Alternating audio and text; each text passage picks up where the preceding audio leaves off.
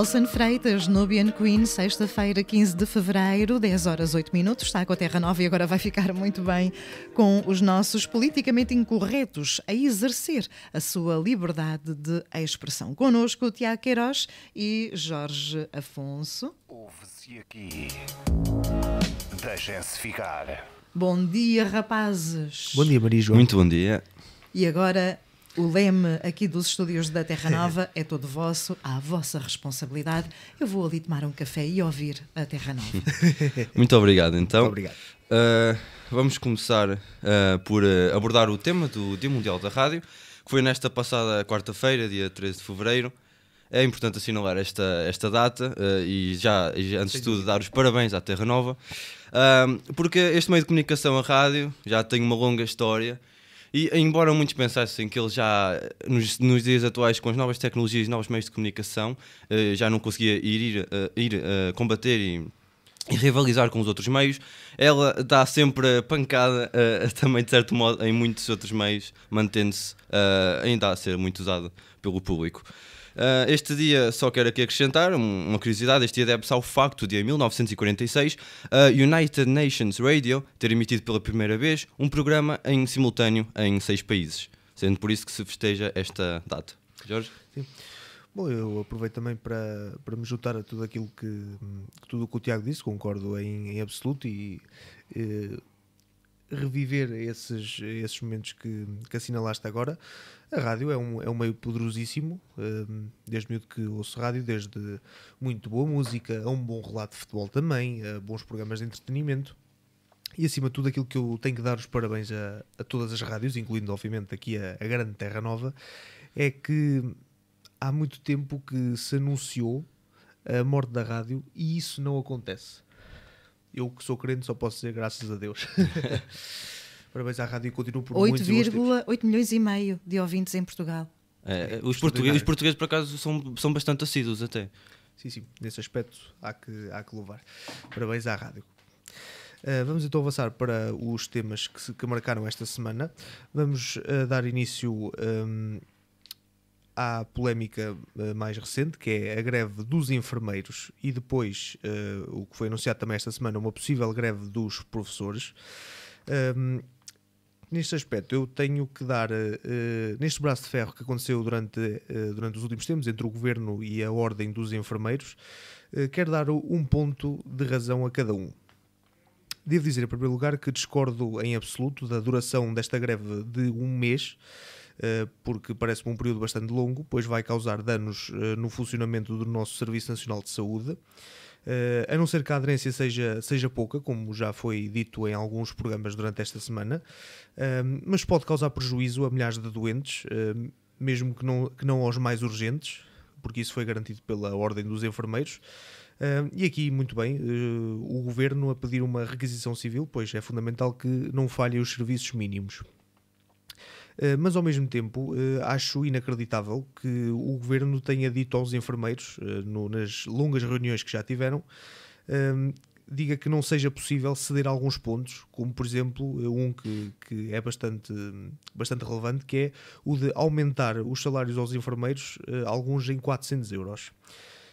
Eu aqui quero dar 2 exemplos de como acho isto inacreditável. Primeiro, acho inacreditável que a Sra. Ministra da Saúde, que recentemente numa entrevista disse, e passo a citar, que sempre que existe erro médico só há uma solução, que é enterrar os mortos e cuidar dos vivos.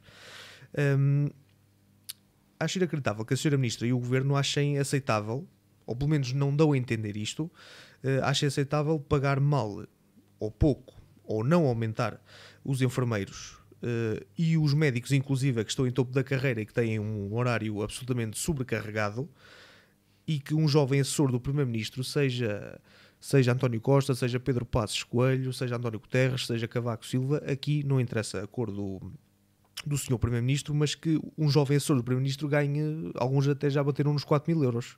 Isto não pode acontecer. Acho isso imoral e um escândalo, como penso que a maioria das pessoas. E depois, historicamente, no nosso país, a saúde e a educação, juntamente com a segurança social, mas isso é outra questão, são, digamos, os pontos fulcrais da nossa vida política, social e até económica, Mas muita gente aponta que a grande obra pós 25 de Abril no nosso país foi a saúde, foi o Serviço Nacional de Saúde. E a pior obra pós 25 de Abril foi o ensino.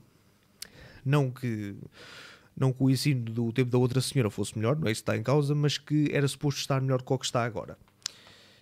Enquanto que a nossa saúde é das melhores que existe no mundo, inclusive acaba por ser, em certos aspectos, melhor que a dos Estados Unidos, porque cá em Portugal ninguém fica sem assistência médica, enquanto que nos Estados Unidos já há muitas pessoas que não fazem cirurgias ou uma operação que precisem, inclusive para sobreviver, apenas que não têm dinheiro para pagar os custos da saúde.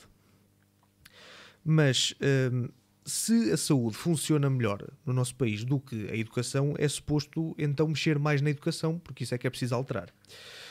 E recentemente o senhor Mário Nogueira deu a entender que deve convocar uma greve dos professores em junho e em julho, com risco de não lançamento de notas e do risco dos alunos não fazerem exames. Dou até o caso de 2013, em que eu estava no 11º ano na altura e que fui 2 vezes para a escola sem saber se ia fazer exame ou se não. Até me chegaram a recomendar inscrever-me num exame para o qual eu não me tinha preparado. A mim e a muitos colegas, e isso fazia com que tivéssemos um azarzinho que felizmente não aconteceu. Mas aqui eu quero deixar umas dúvidas. Então porque é que se vai lançar uma greve dos professores nessa altura do ano, então porque é que para a educação também não se pede uma requisição civil para o cumprimento dos serviços mínimos? Porque é que o governo, nomeadamente o seu primeiro-ministro, deu sorrisos à FENPROF há pouco tempo e faz braço de ferro com a Ordem dos Enfermeiros? Que eu saiba são 2 pontos fundamentais. A saúde não é mais do que a educação e vice-versa. E o que dá a entender é que, como um faz parte do PCP que apoia o governo e dá sorrisos, a outra, neste caso a senhora bastonária da Ordem dos Enfermeiros, é da JSD e, portanto, como não apoia o governo, já não dá tantos sorrisinhos na rua como fez a Mário Nogueira. Eu não vou dar muito aval ao que fazem as Jotas, porque às vezes dizem muitas vezes coisas um bocado descabuladas, mas no que diz respeito às Jotas, o governo e neste caso o Partido Socialista não tem assim um grande exemplo, porque recentemente Costa tem que se preocupar com a sua Jota, que tem uma líder que quer nacionalizar novamente empresas e bancos, nunca teve outro emprego senão na autarquia que é do seu concelho, e recentemente até, segundo aquilo que disse o Observador, tem um mestrado falso. E portanto, o que eu posso dizer é que está aqui uma grande salgalhada e é preciso que se ponham os interesses do país à frente dos partidos, como não podia deixar de ser. Só espero que esta greve não seja... ambas as greves sejam desconvocadas, mas que possa haver um entendimento para que o país corra da melhor forma e não o contrário. Passando ao próximo tema e em continuação, que tivemos nesta semana passada o Dia dos Namorados, tão falado, tão economicamente prezado também pelas grandes empresas, como um dia para faturar muito mais. Venho aqui falar num tema que também se relaciona com isso e não se podia relacionar de melhor forma. É uma campanha que o Governo está agora a realizar contra a violência no namoro. A campanha chama-se Namorar Meme a Sério. Este meme a sério, o meme, como já referi aqui nos programas anteriores, basicamente são imagens com uma espécie de legendas com algum significado ou intuação cómica ou não por trás. Agora não disseste mime. E pronto, então esta campanha consiste no facto de o governo se ter unido com figuras públicas, tirado lá está as tais fotos que mencionei anteriormente, meter os comentários relacionados com este tema para chocar e também para tentar alterar algumas mentalidades sobre este tópico. O estudo onde se baseou esta campanha diz que as formas de violência mais usadas em Portugal, obviamente naquela amostra que participou no estudo, dizem que 34% dos jovens sofrem de violência psicológica, 31% de perseguição, violência nas redes sociais 21%, assim como controle 19%, violência sexual 13% e violência física 11%. Tantas formas de violência, é quase difícil pensar que isto possa existir numa relação. Uma relação é dar amor, uma relação é compreender, é aceitar, é perdoar. E é um bocado triste ver que isto está a chegar assim aos dias de hoje. O estudo tem o nome de Violência no Namoro 2019 e foi apresentado no Porto pela União de Mulheres Alternativa e Resposta e pelo Secretário de Estado para a Cidadania e Igualdade. Participaram neste estudo 4.938 jovens portugueses, de todos os distritos a nível nacional e também, e obviamente também contando com as ilhas, com idades entre os 11 e 20 anos. Uma conclusão triste que eu tiro deste estudo é que, infelizmente, chegamos a uma conclusão que está tudo a aumentar a violência. Mesmo que seja em poucos pontos percentuais, há um aumento da violência psicológica, há um aumento das vítimas de perseguição, da violência das redes sociais, mais relacionado com o controle, saber sempre o que é que está a fazer, o que é que não está a fazer, violência física e também violência sexual. Eu acho muito mal o facto de 58% dos jovens terem sofrido algum tipo de violência. Mas, de certo modo, acho ainda pior o facto de 67% acharem este tipo de violência no namoro normal. Malta, relacionamentos, não há porrada, não há... Só se for porrada, mas não é porrada para aleijar. Completamente. Por isso, acho um bocado chocante o facto de quase 70% a se acreditarem que é algo natural e faz parte. Não é. Amor não tem violência pelo meio. Ora, está completamente de acordo, Tiago. Relativamente a este tema, junto-me a quase 100% do que disseste, se não mesmo na totalidade, os 100%. É um problema que faz parte da violência no namoro, a violência contra as mulheres. Neste caso, até aproveito para juntar os dois. É um reflexo de ainda não haver muita atualização no tempo, ainda haver muitos resquícios de machismo na nossa sociedade, e depois naturalmente o machismo que prevalece acaba por se confrontar com o combate pela igualdade de género, etc., Exato. que marca a atualidade e que é necessário completamente que haja um equilíbrio, porque nenhum dos lados deve ter a supremacia. Eu, por acaso, quando estávamos quando pensámos neste tema, acabei por encontrar as mesmas notícias que tu falaste e fiquei naturalmente chocado. Por exemplo, o JN a dizer que mais de metade dos jovens já sofreu de violência no namoro, e acha natural, que é uma coisa inacreditável. O Público, que falou da tal campanha do Dia dos Namorados, namorar mesmo a sério. Mesmo a sério. Que é uma campanha do governo e que faz todo o sentido. Espero que tenha muito êxito. Depois, a violência no namoro, que afeta 1 em cada 4 portugueses, aqui naturalmente jovens ou mais adultos, e existem mais de 100 queixas por ano sobre violência no namoro, e sem contar com aqueles casos daquelas pessoas que se calam para sempre Exato. e que acaba por, em alguns até acaba por ser fatal, porque um dos problemas que existe na nossa sociedade é que o receio e até o excesso de vergonha de expor este problema e este aspecto que causa muito medo nas pessoas acaba por ser fatal. Por exemplo, eu recordo-me, penso que foi no Minho, em Braga, um rapazito que andava na escola básica, que sofria bullying todos os dias, calou-se e acabou por ser assassinado. Muitas vezes o silêncio é sentença de morte. Nestas situações temos sempre que alertar os mais próximos, procurar ajuda, mas nunca calarmos e guardar isto para nós. Sim. Isto é um E problema esta campanha, público. é verdade, é um crime público, e esta campanha tem um número de telefone associado. Sim. Não é? Já agora aí vai ele, tome nota, 800-202-148. 800-202-148. Ora, está, exatamente.